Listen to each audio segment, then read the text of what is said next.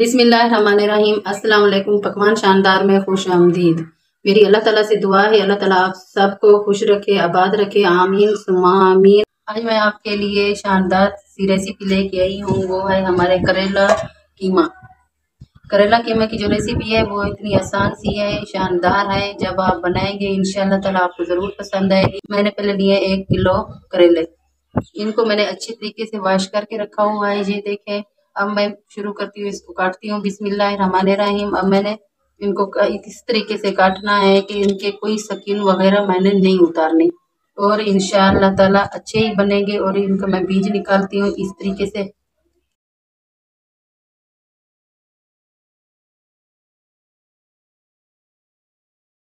इस तरीके से मैंने इस करेलों का बीज निकाला है।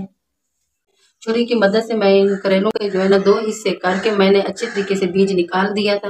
और ये मेरा नरम सा करेला है, इसके अंदर बीज बिल्कुल अच्छा और नाजुक सा है, जो मैंने नहीं निकाला। ये सालन में बड़ा मज़ेदार होता है। और आपको ये टिप्स भी बतानी है। अक्सर औरतें ये कहती हैं कि हम करेले नहीं पकाएंगी, कि कड़वाहट इनकी आसानी से नहीं निकलती।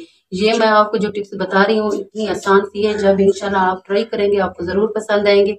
ये मैंने इन करेलों की कोई स्किन वगैरह नहीं उतारी। ये जो मैं अभी इसके पीस निकाल के आपको बताऊंगी, ये किस तरीके से हमारे करेले बनेंगे और कड़वाहट भी नहीं होगी, और ये इतने मज़े के शानदार बनेंगे, बच्चे बड़ी खुशी से खाते हैं।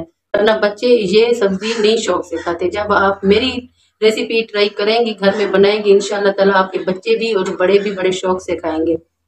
ये देखिए मैंने अभी इस तरीके से पीस इनकी बना ली है।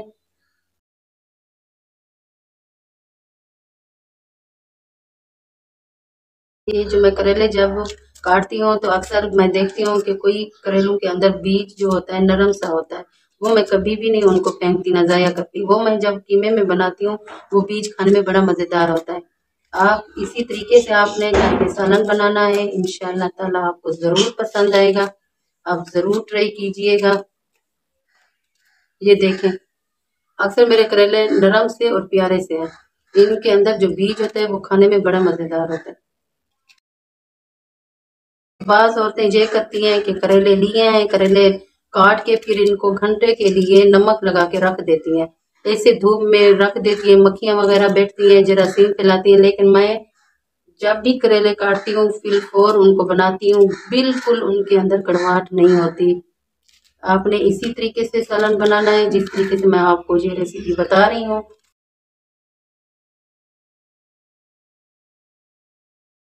ये देखिए मैंने करेलों को पीसेस कर दिया है, और अब मैंने दोरी डंडा लिया है। दोरी डंडे के साथ अब इनको कूटूंगी।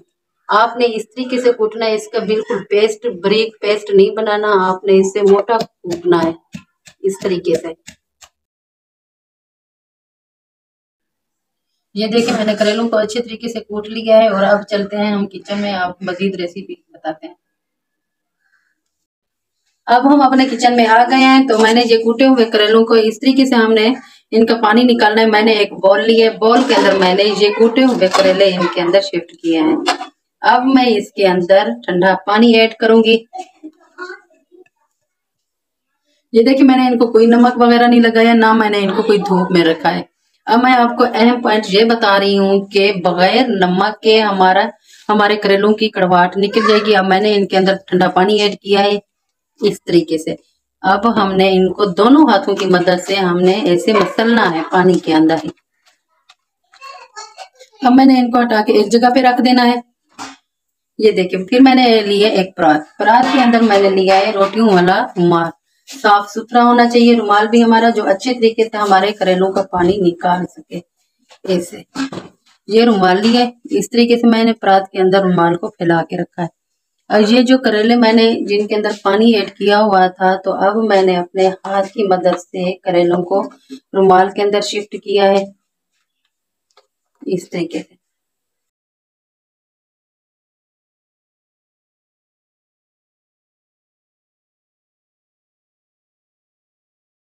देखिए जो रुमाल हमारा है, हमने इसके चारों कोनों को इस तरीके से पकड़ना है, इस तरीके से, और सही जोर से हमने दबा के, सही तरीके से दबा के हमने इस तरीके से हमने पानी निकालना है, जैसे हम कपड़ों को निचोड़ते हैं इसी तरीके से निचोड़ के सही तरीके से पानी इसका निकालना है। ये देखें, अब मैं दूसरी दफा यही तरीका करूंगी।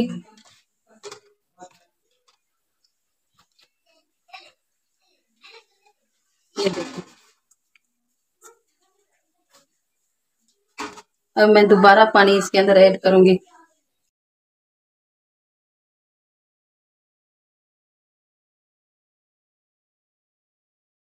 अब करेलों के अंदर कोई कड़वाहट वगैरह नहीं रही। ये देखें, साफ सुथरा पानी निकला है। जो ज्यादा ग्रीन पानी था वो पहले ही निकल चुका था। अच्छे तरीके से मैंने करेलों का कड़वाहट वाला पानी निकाल दिया है। अब हम इन करेलों को पकाते हैं बीफ कीमे के साथ। ये देखिए, अब मैं इन करेलों को फ्राई कर रही हूँ। मैंने 1 कप कुकिंग ऑयल लिया है, वो अच्छी तरीके से मैंने गर्म किया है। अब मैं करेले ऐड कर रही हूँ।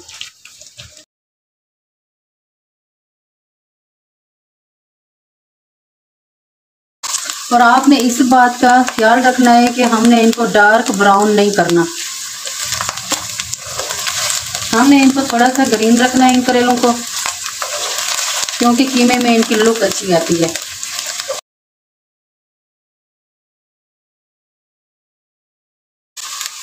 ये देखें, अब मैं इनको एक प्लेट में निकाल के रखती हूँ। इस तरीके से हमने करेलों को निकाल के रख देना है।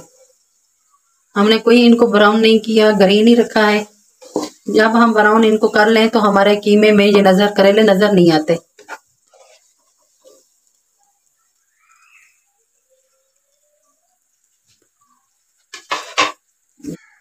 ये देखिए, मेरा ऑयल थोड़ा सा बच गया है।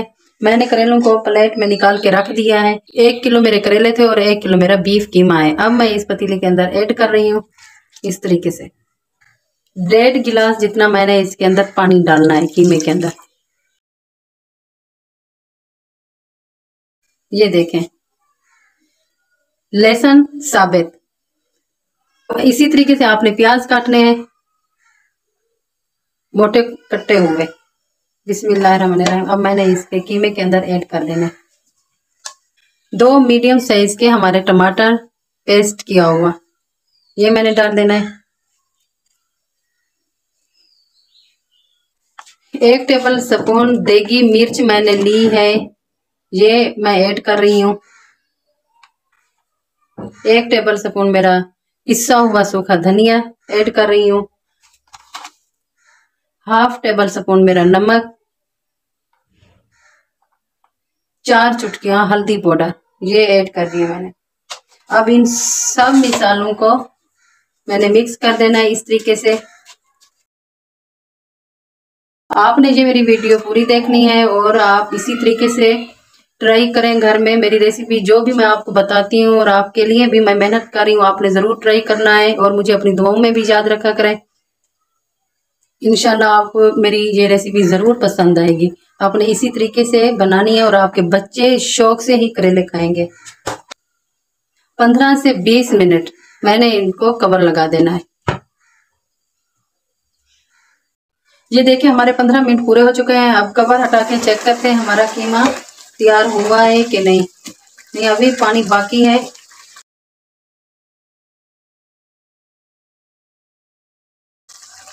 दस मिनट के लिए मैं और कवर लगाती हूँ इसे।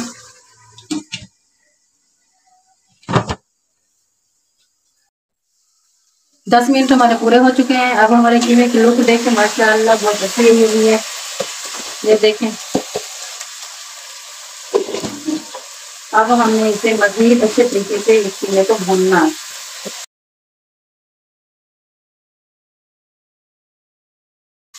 हाफ टेबल स्पून पिसा हुआ गरम मसाला ये ऐड करती हूँ।